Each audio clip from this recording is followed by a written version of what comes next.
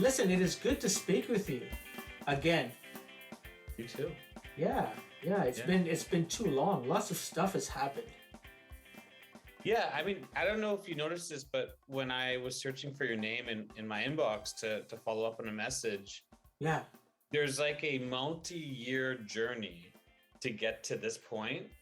I think this is the third time we tried to try to do this, and each time something else came up, yeah, and so it's nice to be able to do this. yeah, for sure, man. Listen again. Thank you so much for your time.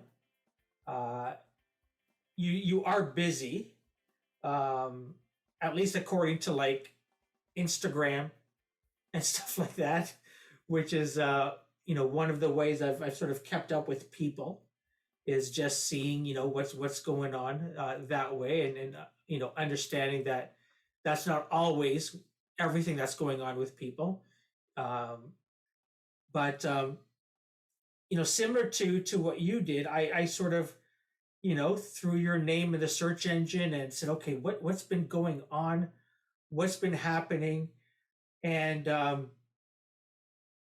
I don't know if it was the last time because we sort of have spoken off camera, off tape, many times, in between the sort of media chats that we've had.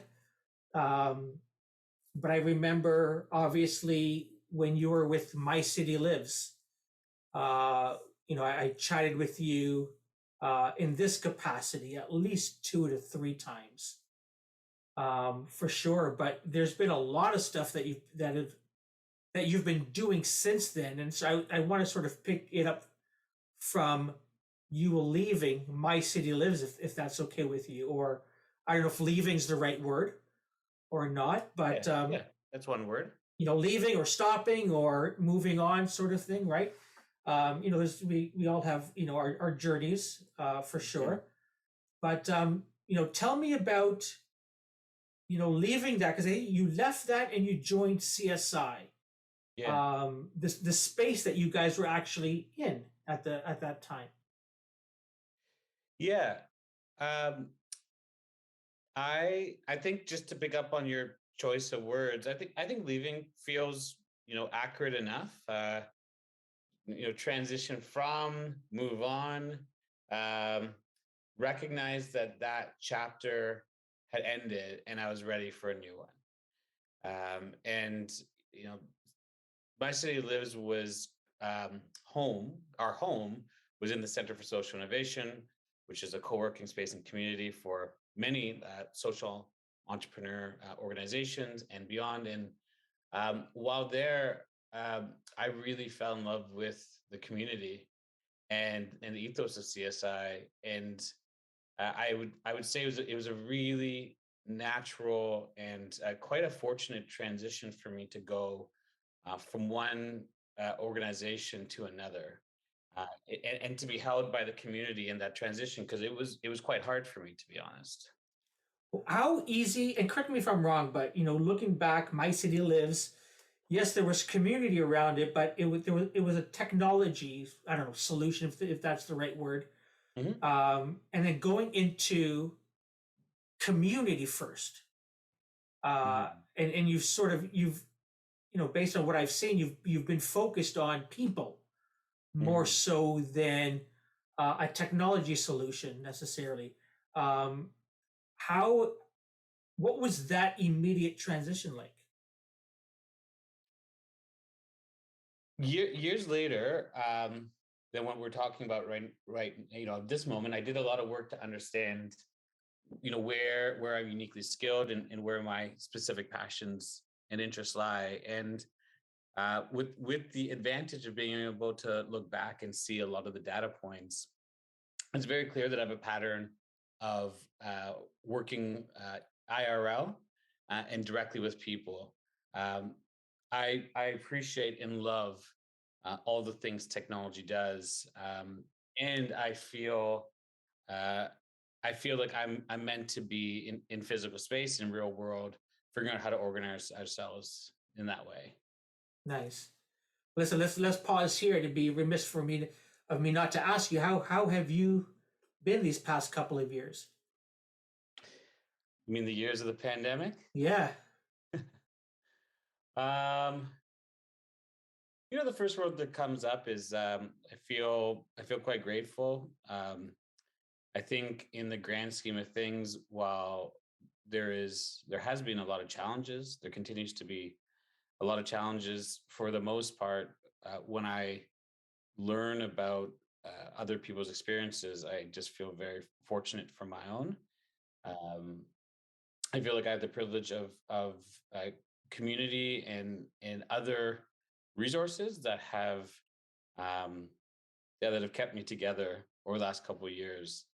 And even the work that I'm doing now, I feel very fortunate. I left my job very early in the pandemic so that I could pursue this work, and even being able to do that, you can I could kind of see myself as part of the great resignation movement. But it was incredibly fortunate for me to be able to do that.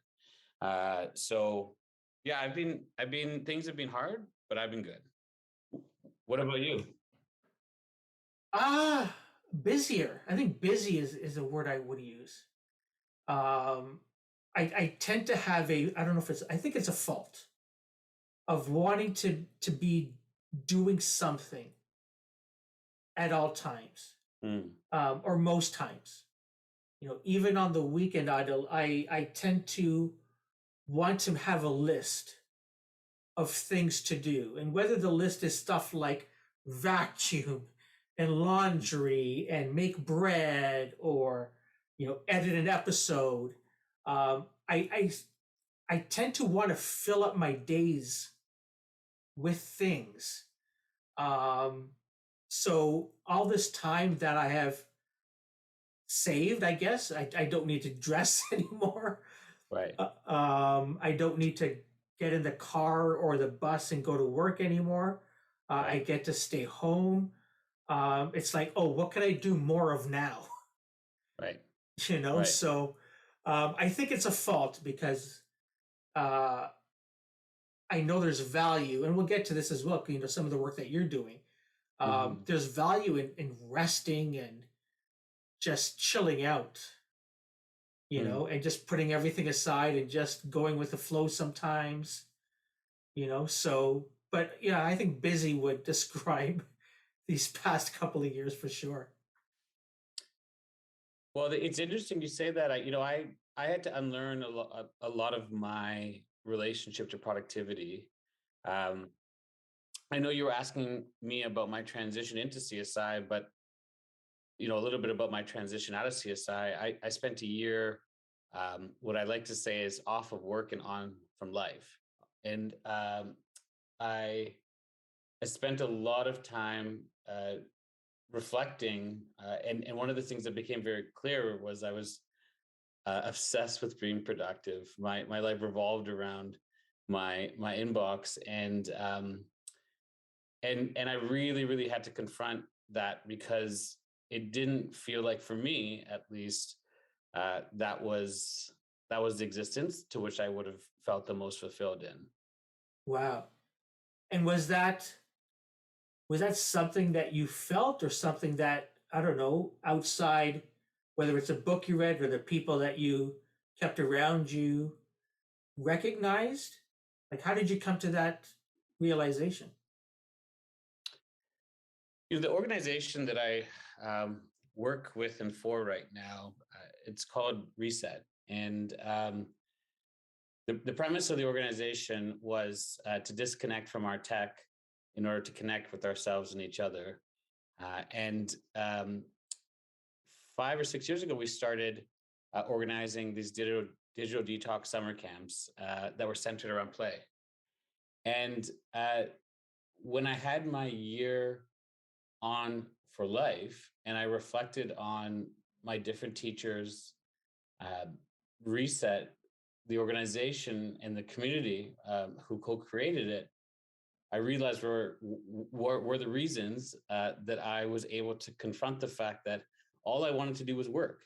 Because even in this space of play, which I was co-responsible for creating, I actually resisted it tremendously. It was only in our fourth year where I actually started to play.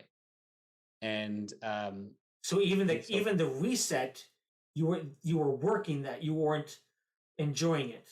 yeah, like Okay. I was the emergency phone contact for the first 3 years. So I was the one who had my phone out of everyone at the camp. Everybody else to check their tech when they came to the door. I kept mine on, and I hid behind organizing and never actually participated. It was only in the fourth year when I stepped back fully from organizing, and I had no choice just to show up, that I realized how much, even in that space of such intentional play and presence, I was still finding all the ways and reasons to be productive. And that was a hard but important truth to face.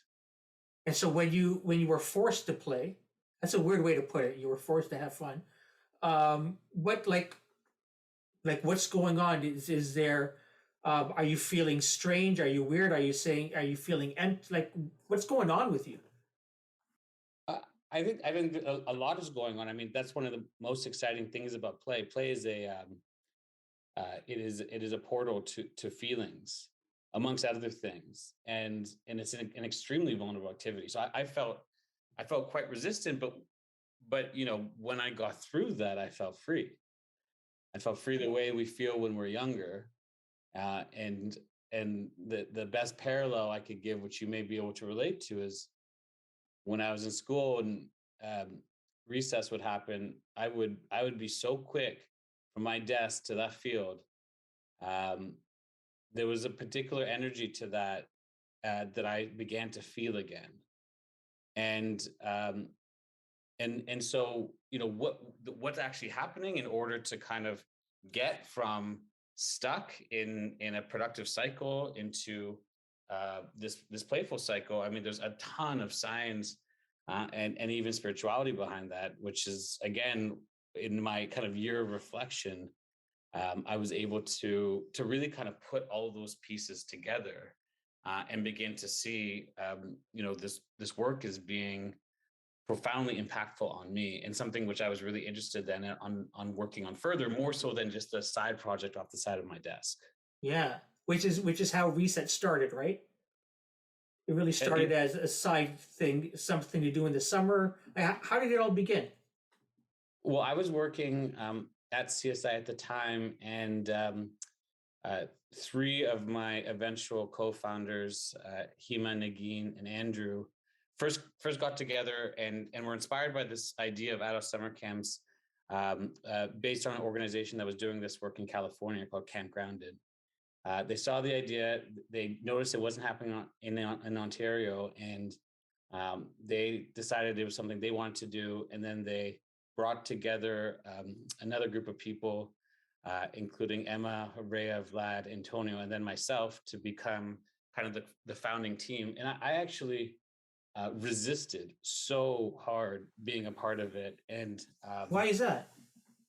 well, I think like it scared me. I think the idea of being away from my technology while seeming Okay. exciting was scary. I think the idea of play was scary. And frankly, again, I was just so busy. I had reached a point in my life where people asked me, "How you doing?" And my answer was busy. And so all of what they were talking about felt radical and silly and not very adult like. And so they made it very easy for me to be a part of it, and for that I'm eternally grateful. And then we in turn invited people that we knew, and the initial camp reset, those 80 people who came, the founding 80, collectively co-created what exists today.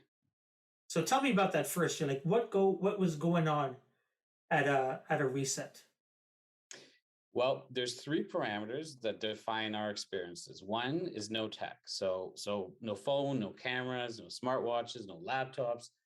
And I think we all recognize, when I talk to people about this then and now, I think we fundamentally all recognize, in theory, how freeing that is. But when it actually happens, and more importantly, when everyone around you is doing the same thing, you kind of portal into a world that doesn't exist now. I mean, there's very few places, unfortunately, where we exist where we can say that that is the case, and that we're free from even surveillance. And so, Premise one, check your tech. Premise two, no work talk. Um, Getting away from the idea that our identities are defined by our work. There was no, no work talk. That was part of the experiences. And then the third one was an invitation to use a nickname. And the idea of the nickname was to spark one's imagination, to show up how they would like, and to kind of leave some of their identities at home so they could kind of be whoever they want to be at camp. It also turns out nicknames, I think, are much more easier to remember than real names. And so those were the parameters. So you show up, that was the design parameters, and then over a 4-day arc, we would organize activities that were centered around play, and we invited the people who participated to also contribute towards that. And what happened from there was wilder than our most whimsical dreams. I think when we started it sounded like a nice idea that we would just do the thing, but then after year one, when we felt the impact within ourselves, let alone the people that attended, we were like, okay, well, what do we do next? And we began to think about Reset Beyond year one. Nice. And so was it a yearly camp? Is that how it sort of got started? Yeah, yeah, it was an annual camp, Cool. and every year we kind of we changed the size and the shape a little bit to accommodate our growth and our learnings. There was always growth, but we never wanted to exponentially grow the way the dominant culture of our times, um, says is the way to go. We knew that particularly because the experience needed to be a space where people felt comfortable to be vulnerable.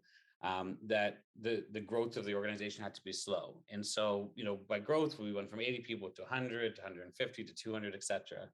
um, and we got up to about 250 people, and of course that's when the pandemic happened, Oh and so wow. Okay. we actually haven't hosted camp for a couple years now. But I was it this past summer, Idle, correct me if I'm wrong. Was it this past summer you started doing, and maybe this is different. You started doing these pop-up playgrounds or something? Yeah, yeah. So no, you're totally right. So what happened, and I'll weave in a little bit of what I was sharing earlier. So I was working for an organization at the beginning of the pandemic, and uh, for all the reasons why it would make sense, i.e., job security, and like I made sense to stay with this organization. I enjoyed their work. I enjoyed the people I was working with, but I couldn't shake the feeling that at a time of mass disconnection, this organization that really did some innovative work around connection had a role. And there were a number of people in our community who shared that feeling. But of course, the question was, how do we do that? Because we can't gather in the way that we know how. And that led to a series of town halls and consultations with invite was put out to the Reset community. And what came from that was this idea of adapting one of our most successful camp reset activities, which was an audio playground that you did with other people, and take that experience and adapt it so it could be done in parks and public spaces in Toronto. And by doing so, we could contribute to the city's social recovery required due to the pandemic, and make the work that we're doing more accessible. Because the challenge with camp is beautiful to be a part of, but it's not culturally, financially, sometimes physically accessible. And so the idea of bringing our work into the city was actually following momentum that was already created in previous years, but it was bringing even further attention to this idea of how can we reconceptualize this organization rather than just standing back until the pandemic was quote unquote over. And one other kind of driving factor at the beginning of the pandemic, of course, um, almost everyone I knew, myself included, was figuring out how do we do what we were doing offline in an online way, enter the age of Zoom. And we really had to check. what that felt like for ourselves. And we ultimately made the decision that we were not going to move any of our organizing or activities online. That part of what made it special was exactly the opposite. And so what that meant is that we had to just think within the parameters that existed, and design with the pandemic in mind. And for that to happen, it required a lot of work. I left my job. Many other people contributed. The pop-up playground itself was co-created by about 84 individuals, researchers, psychologists, artists, volunteers, community organizers. Like, we were all trying to answer this question: how do we uh, how do we how do we unlearn the fear that we have learned for the person in our neighborhood, the stranger that we see in the street? You remember those old early days of the pandemic, we'd see someone we didn't know and we would cross the street. And we were in fear about the person we didn't know, let alone the people we did know. And so we were all trying to answer this question: how do we unlearn that through a 30-minute exercise? And play disrupts patterns. And so we were hoping to accomplish that. So we ended up doing 50 of these pop-up playgrounds that summer. 50. And was it like summer of 2021? Yes. Oh wow, okay. Wow. Um I want to talk more about this play, but you've said this a couple of times where you don't refer to the attendees at camp, or even over the summer as attendees or customers or campers, uh, but you refer to them as, yeah, they helped create. Mm. So that's a different way of thinking for sure. Is that intentional? Like how do you see them as co-creators and not consumers? Let's say. Well, I think fundamentally, we first of all, we're not a product for consumerism. We're a product for connection. I think even calling us a product is in itself feels not entirely aligned with who we are and what we're doing. Um, what I consistently refer to the people who participated or attended a reset event is a community, um, and um, and many of those people within the community have co-created. And the definition of co-creation could be very loose. It could be like, by showing up, you are contributing towards this experience because it's an immersive experience. It requires, you know, if you're there, to be some way contributing towards it.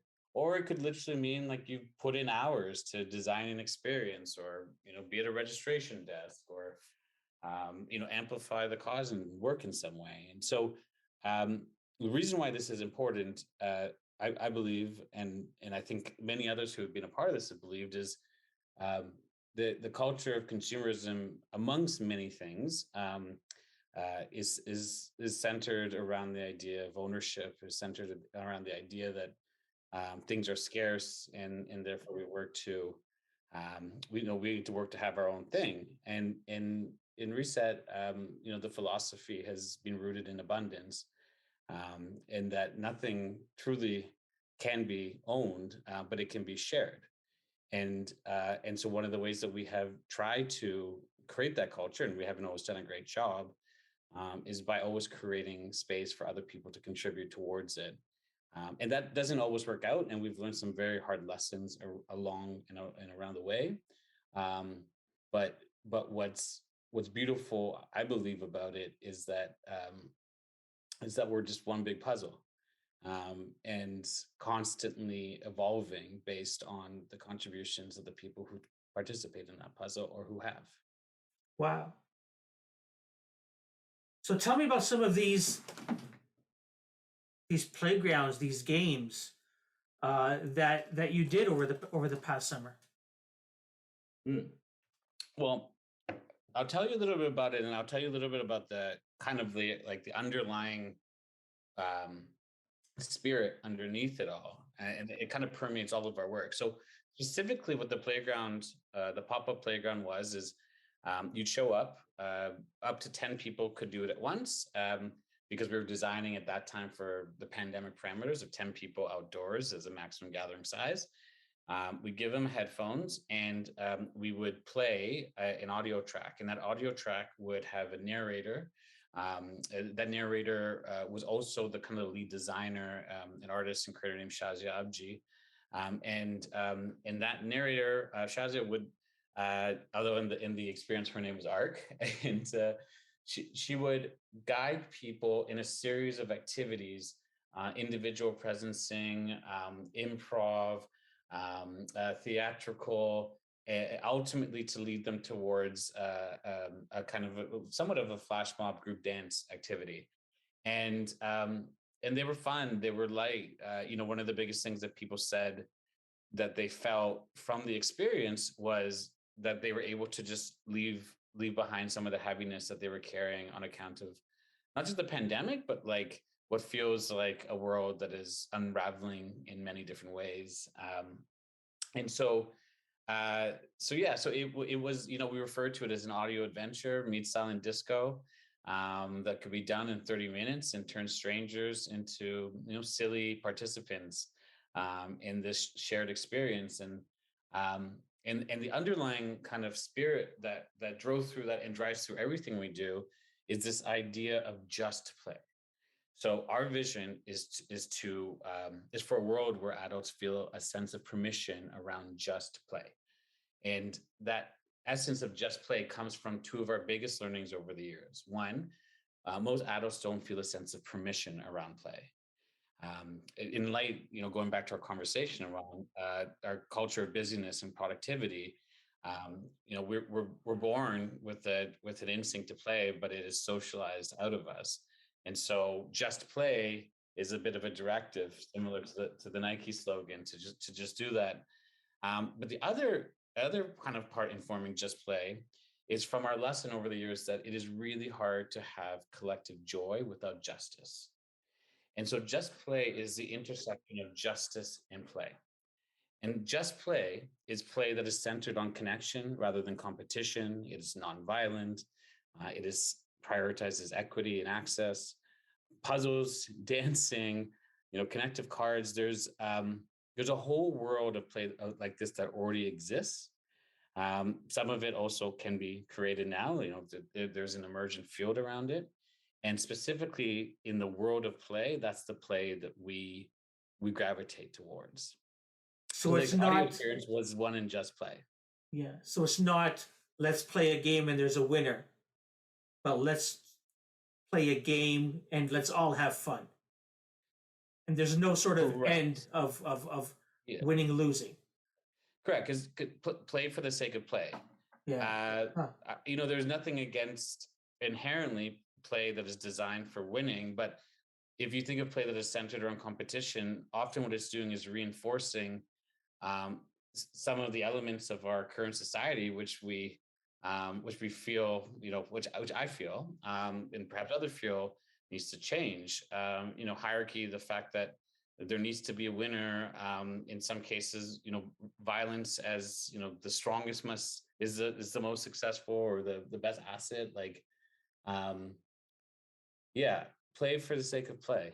And I think the idea of all of us winning resonates because, Kareem, I think about the fact that this this world is hard and it has a lot of things that make it a struggle and make it an experience in suffering. And I'd like to think, and I know there's many other people who have said this as well, that we are here also to have a good time and that we're here to connect with each other and not compete with each other. And so just play is inspired by that spirit. And it's been really wonderful to kind of be on this learning journey around it. Yeah, it's amazing. You said earlier that sometimes an excursion, like going to a camp, is not accessible for many people for different reasons. So I'm curious, um, how did you design these games and these playgrounds to be accessible? So I'm curious if you went to different parts of the city that maybe don't have facilities or access to things. Yeah, if you could tell me a little bit about that. Yeah, I mean, I think instead, so one of the biggest things is we went to different neighborhoods, and we didn't go to all the neighborhoods, but we tried to get to as many different ones as we could, and so instead of telling people come to us, we brought what we were doing to them should they be interested. But of course, accessibility, there are so many different forms of it. So there's financial is another element to which we can consider accessibility. So there's opportunities for people to get discounted, if not free tickets. Uh, Another form of accessibility, of course, is physical accessibility. And so we consulted with people with lived experience, whether they use mobility devices or assisted hearing devices, amongst others, in order to understand if the experience would be one which would work for them. And so, um, I don't. I think the work of accessibility is never complete. It's one that you're constantly evolving, and particularly the only way to do it, I think, is by just making the people at your table more and more diverse to bring in more experiences to try and find the alchemy that's most accessible to people. Interesting. There's a lot of people look at lockdowns and COVID and what's been happening the past couple of years, and and many people have different reactions to it, right? And when I say people, I mean like groups of people, right? You have groups of people that would say, okay, we need to make sure that we isolate, that we get ourselves vaxxed, that we wear masks, and so on. There's groups of people that will say, forget about it. I'm free to do what I want. And there's a group of people like that. And then and there's many other groups. I don't want to just say there's two, but it's interesting that if I can call Reset a group, um, that you took a look at what was happening and say, how do we just bring people back together, and have some fun and play. And so, a lot of people look at, I don't know, different responses, but your response, I don't know if what you're doing is a response necessarily to the pandemic, but it is a very interesting one. That's for Mm. sure. And I'm curious if you do see this as a response, or is this just a continuation, whether or not there's COVID?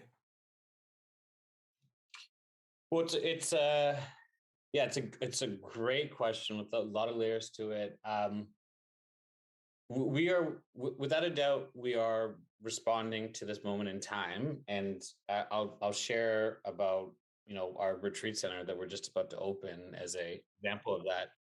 Um, and I would say that, like, our work is a continuation, not just the work that we've done, but our a lot of our thinking, you know, the paradigms that we're leaning into are the work of others. Like the amount of Adrian Reed Brown or Bell Hooks or Mr. Rogers, or I can list all so many different people that I know who indirectly we are a form of continuation of their work and their wisdom. So yeah, so I think there's something there, and as it relates to also your point about the two sides. So the two sides is a form of binary thinking, and what we're increasingly learning is that the binary thinking has actually limited our capacity to exist in a healthy way altogether.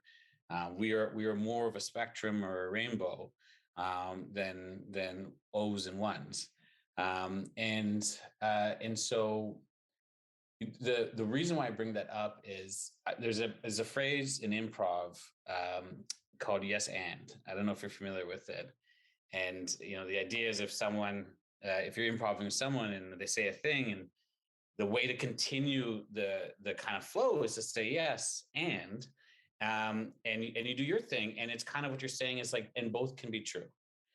And so I think a lot about yes and I've yes anded yes and now I just say and. And I think when we think about our world right now and we think about the two sides, I think, yeah, and I think there's truth on both sides. I think it's a mistake to try to be in the paradigm we're in, where there's a constant pursual of one truth or an ultimate truth, this hierarchical truth, and the sense of being right. We can both be right and we can both be wrong, and it is fundamentally about figuring out what we share in common, and play is something we share in common. And so our work is absolutely in response to this. And so as I mentioned, this week actually, it's cool because you and I set up this date a little while ago. It just so happens to happen at a pretty magical milestone for the organization. This week we're launching the Reset Retreat Center, building on our success from the playgrounds. One of the biggest things we asked people was, "What would you want?" And they said, permanent place to play, which was consistent with the feedback we got over the years from camp, from people when they said, "Okay, camp was cool, 4 days a week or 4 days a year, but like, what happens all the other time?" And so, we're piloting a retreat center in the city, similar to what we've been talking about. Retreat centers are often things that are inaccessible to a lot of people because they're out of town and or expensive. We think bringing the premise of a retreat center into the city, and again, the paradigm of what we do at camp, but within an old convenience store, and seeing what it can do for connection, community, and collective joy, as being our next chapter. And so, this week we open the doors for that, and for the next 6 months, we're going to have a radical experiment in just play, and it's really it's such an honor to be doing this work. That's like, especially at this time, like, who thinks of opening up a place where you have to go inside, when sometimes, you know, there are laws that say, no, you can't go inside and hang out. So that must have been a leap of faith, Well, or yeah, maybe and not. I think if I'll tie it back to where we started in this conversation. You asked me how my city lives, and um, what we didn't talk about what I learned from it, but what I can say about my city lives is that we were amongst some of the first mobile apps in the world that were video based, and I spent a lot of time thinking about our experiences in the digital world, and where we are at now. And what really came up for me then is, the more and more we move towards integrating technology into our lives, the less we have the chance for real world connections.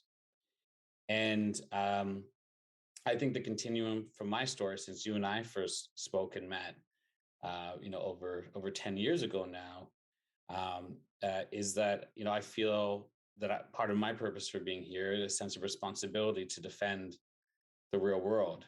And I think I know that we're roughly similar age. Like, I think we're amongst a generation of people who know what the world was like before and after the internet. And as a consequence, I really think that we have a unique responsibility, and or opportunity, depending on how you want to see it, to celebrate, cherish, and if not even defend what is great about being human, because where we're going with technology is becoming it, if not already.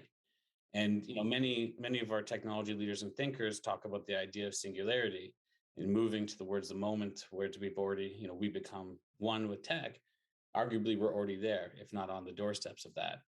I think that is exciting for a number of reasons. I'm not against that. I just want to make sure we don't lose about what's great about being human. And so the idea of opening up a physical space at this time is directly related to that, because as we connect more and more online, understandably, and with benefit for doing so, we are consistently moving away from what makes online or offline great. And so we are going against the grain, but I think for good reason.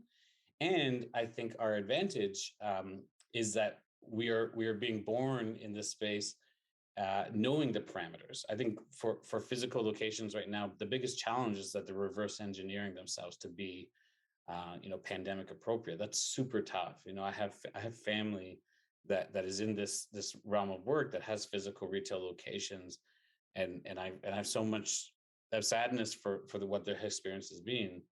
Where I think we are fortunate as an organization is that we're open and knowing this, so everything we do can be informed from that as design parameter, and as a consequence we can contribute towards, I think, a much broader movement of people who are figuring out how do we gather again. Yeah, that'd be really fascinating to just witness, the this experiment for sure. What kind of and I'm afraid to ask this question because I think I might know it subconsciously. Um, what sort of programming can one expect? Like, do people just kind of show up, or is it like, tell me about the space? Yeah, so similar to how I explained the parameters of camp. You show up and you check your tech. You leave your phone at the door. Specifically, you have a locker to do that in, um, and the no work talk, and you're invited to introduce yourself however you wish, name, nickname, alike, and you come into the space, and I would say first and foremost, if that's all you do and you come into the space, that is more than enough. Going back to our conversation about productivity, there is a cycle we're in around, well, I got to do a thing. In actuality, like, so much of our existence is just actually figuring out how to be. And without the distraction of work and technology, the space is already a profoundly different um, uh, um, container to what we're traditionally used to.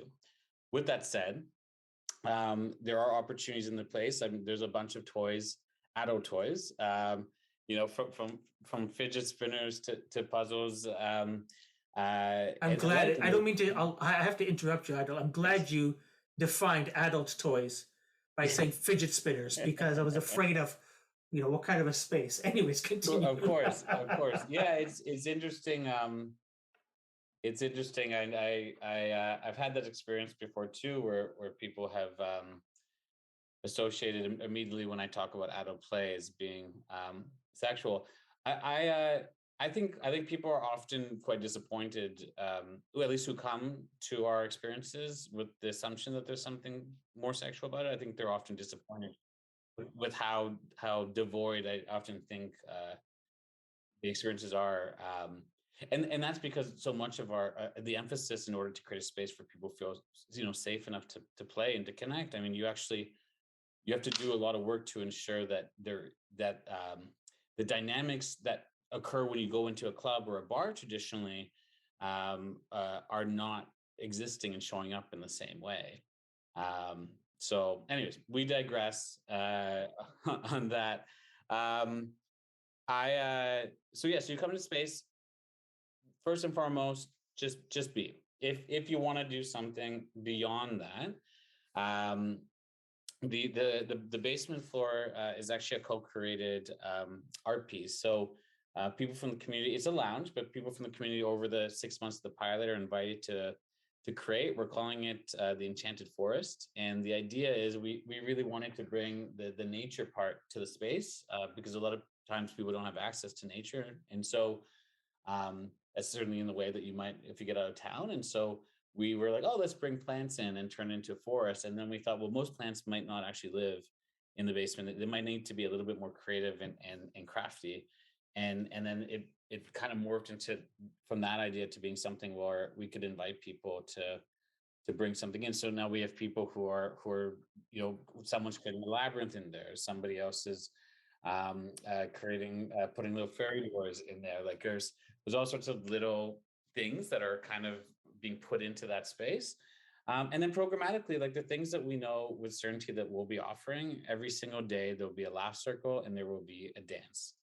And by dance, like a dance party. And we use silent disco headphones. So it's multi-channeled, which means two of those channels are different kinds of music. And one of them, the third channel will be a meditation channel, because some people I know myself just need to tap out of like a dance party and find some inner calm. And that's what we know we're doing, because when we do the playgrounds, we ask people, okay, cool, if you want a permanent space to play, like, what do you need? What do you imagine there? Most often, people would just say, I just need a place to dance and know that I can do that any day of the week, and and it not be like a club. And so that's what we are doing. But as we have done with our other experiences, we've created some programming to kind of create some element of programming. But the invitation now is out to the community of people who would like to co-contribute to the space. And so, as we open, we're extending invitations to people who are interested, who have different forms of programming that fit the pillars of justice and play, to just play. And to your previous question around accessibility, it's important for us for these people to come from a wide diversity of identities, because play can be experienced in so many different ways based on someone's experiences. And so I think, like, it's funny when people ask, like, so what's going to happen there? And I like to respond by saying, I know 50% of what I think is going to happen, and then 50% I have no idea. But I think that's super important, because that is the only way that we can truly be genuine and authentic in our desire to create something collaborative. If we showed up with the finished product, nothing wrong with that, but it wouldn't be within our ethos and how we believe, the kind of solidarity and the collective spirit that we want to exist within. That's so cool. Okay, so um, this sounds fascinating. How does somebody find out about what's going on and where this place even is? So the place is, it's located in Oakwood Village. For those people who are in Toronto listening, uh, it's close to Eglinton West Subway, if that's helpful. But I know, Kareem, I was looking at your history, at your incredible library of people that you've interviewed over the years, and I know you have an audience that is more geographically spread as well.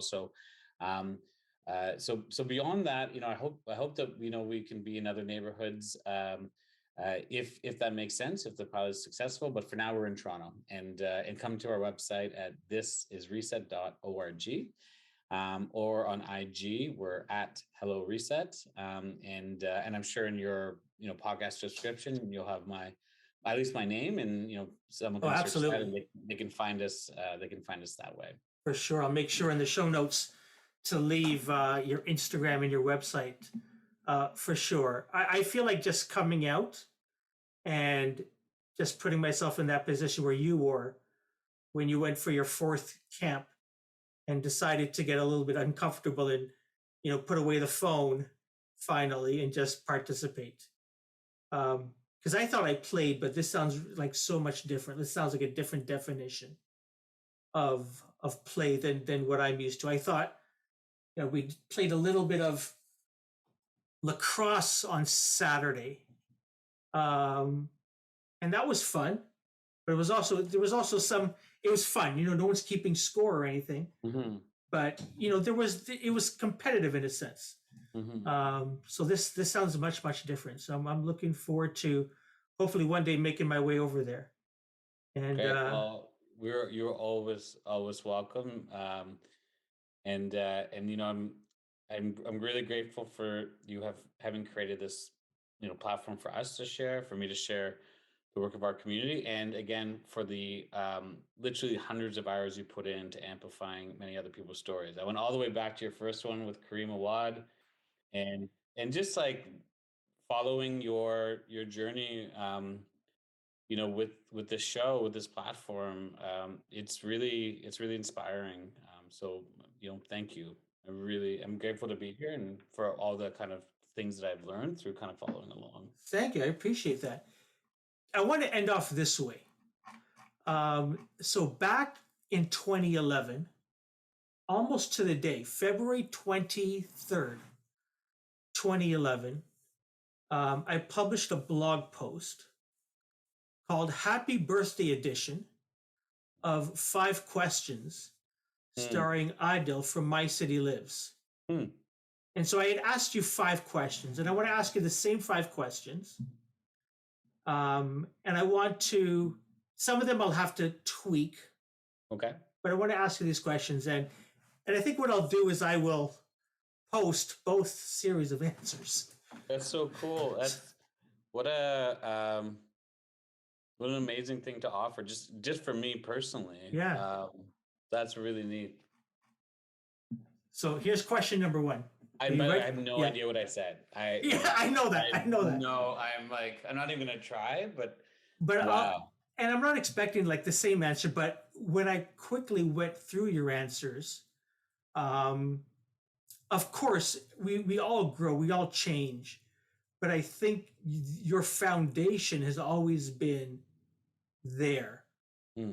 Because I remember asking you like why my city lives, and you told me a story of going to Africa and sort of seeing what was going on and coming up with this an idea that morphed its way into my city live. So, you know, I think people has always been at your foundation and how you can serve people and be of service to people. So that's always been there. But let's get to the questions, Adil. Cool. Okay, so number one, what motivates you to do what you do on a daily basis?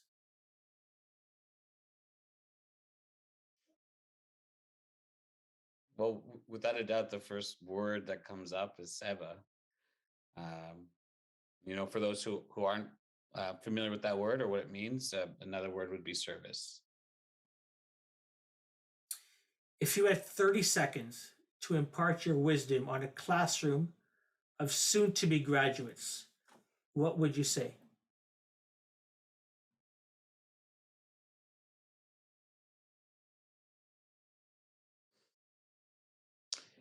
Yeah, in those 30 seconds, uh, I think I would just say whatever. Hmm. So I'm thinking in one word right now. I'm thinking a lot about passion, and I think my wife Shelby Kim Dalla. She supports people in finding and feeling their passion, and what I've seen from the work that she does, and benefiting from it directly, is that for many of us, myself being included, we tend to have and know what we're passionate about from a younger age, but we for many reasons we lose the flame along the way. And I think what I would tell that class is um, surround yourself by people who fuel your passion and don't try and dim your light. So here's the third question I asked you, and so you'll understand why I want to change it.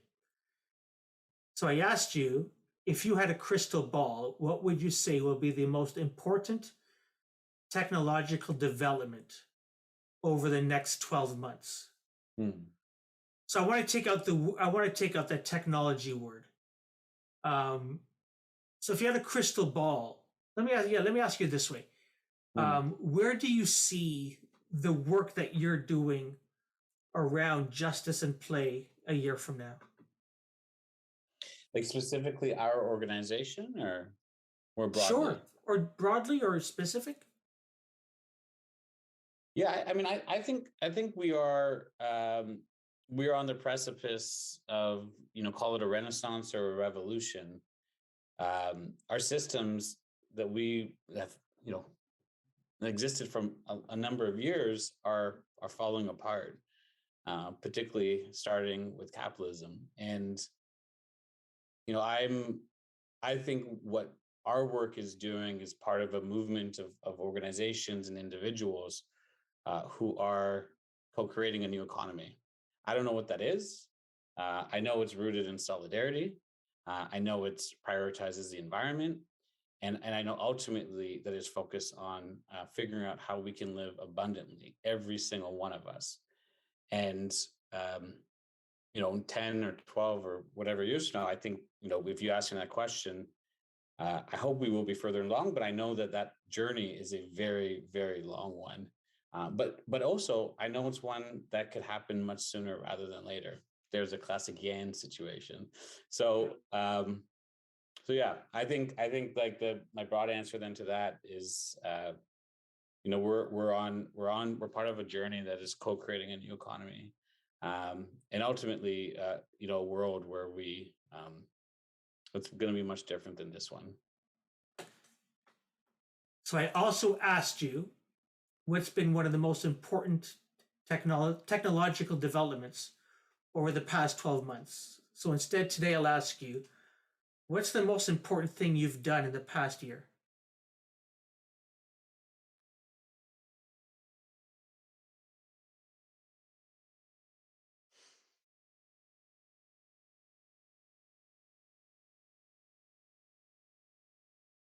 Oh, there's so many directions to take that.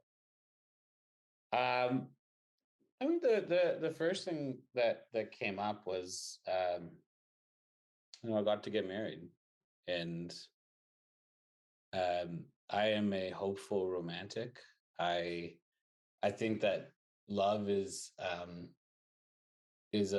is the most powerful force that exists, and that it is constantly being suppressed, particularly by our dominant systems. And um, I think if we are to forge that new world and new economy that I was talking about, I think it will come from love. And so to be able to celebrate love, um, that in the way that we got to do, particularly given these times, it felt without a doubt like a highlight. And certainly within the last year, the biggest thing that I can think about. Um, so that would be my answer. Nice. So you can tell you and I were in the tech space back in Mm. those days. And so my last question was, who is one of Canada's tech stars? And by the way, let me say, let me read some of these names out to you. So your sister Amira, Hmm. Yeah. Raymond Coe, Mm. Rob Lay, Hmm. and Amrita Mathur. Wow. Those Okay. those were the names when I asked you that question. But let me ask you this one. Um, in the space of justice and play, and that could be together or separate. Um, who are some people that you take inspiration from?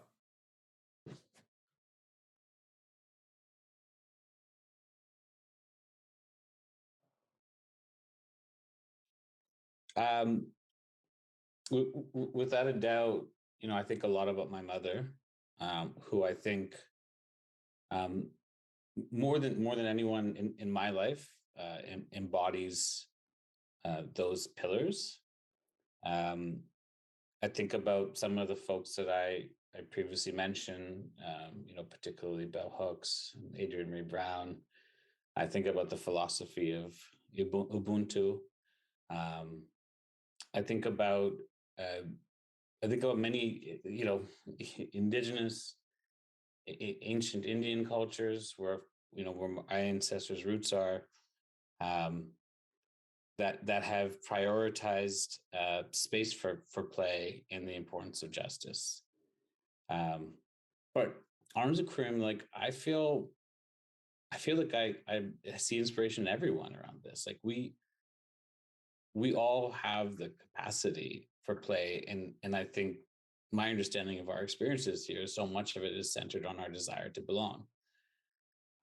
So we all have the capacity for justice and play and to just play. And so there are people that I do want to celebrate, and I appreciate you having asked that.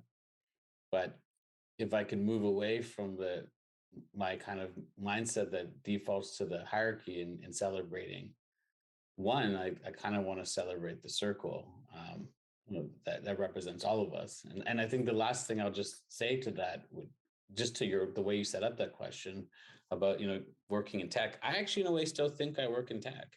I think I work in I think in a way, like I work in a way that supports our healthy relationships with technology. um like I'm not trying to escape tech, because tech is, I mean, it's everywhere. As I said, I think we're coming in, but I think that we just haven't done enough work yet to uh, make our relationship to it be more responsible.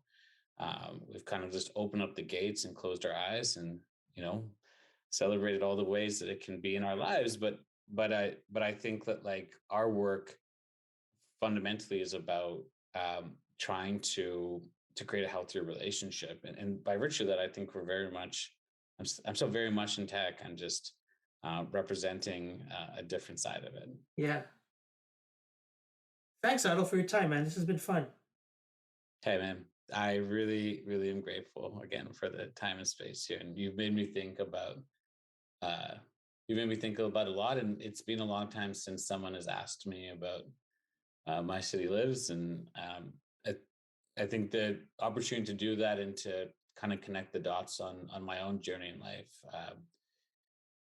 it's a real gift to have done that. So thank you, Cream. You're welcome. Anything else you wanted to share or want to make sure people know? Just the last thing is, you don't need us to just play. I think that's also like, a world that's centered around scarcity and production is predicated on the idea of like you need our thing in order to do X. Nobody needs reset whatsoever in order to feel a sense of permission around play. In our vision and our hope, I mean, maybe we're just one camp and one little convenience store and one little thing, and that's fine. But if the world is playing more, that's great. And Hmm. so, if you heard any of this and your interpretation or your excitement around play, uh, you don't need us to do that. Certainly, we would love to play, with you. We'd love for you to come to our space, to our camps, etc. But just play. That's a good way to end it. Appreciate that. Thanks, Kareem.